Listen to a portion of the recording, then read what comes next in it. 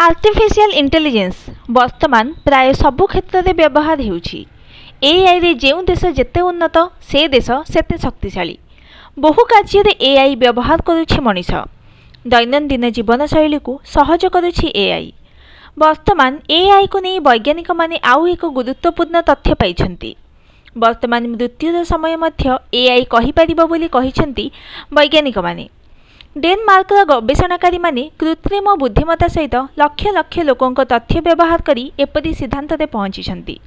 जड़े व्यक्ति जीवन आयु केते ताहा वर्तमान एआई साहाय्य जानी हेबो। जीवन में घटिथिबा घटना सहित निजर तथ्य मिलाई वर्तमान आर्टिफिशियल इंटेलिजेंस मृत्युर समय और तारीख कहीपर। लाइफ टू वेक हेउची एपरि एक सॉफ्टवेयर जहाँ भविष्यत जानिबारे साहाय्य करिबो। दिए जाइथिबा तथ्य सहित मेल करी एहा भविष्य गणना करिपरिबो। एही एआई स्वास्थ्य सहित विभिन्न प्रकार घटनावलीर पूर्वानुमान करिपरिबो।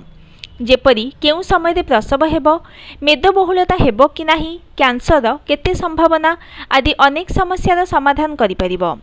एहा मध्य पूर्वानुमान करिपारे जे व्यक्ति जनक निज जीवन काल रे केते टंका रोजगार करिवे।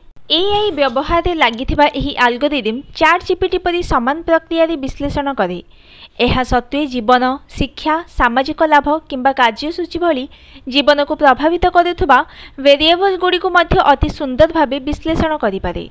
गोटिए दृष्टि देखिले जीवनर घटनावली प्रायतः सामान। जन्म हेबा परे शिशु शिक्षा निये, एहा परे पेट पोषिबा पई टंका रोजगार करे, परे विवाह करे, पुणी निज पिलांकर लालन पालन रे समय अतिक्रांत करि जाए।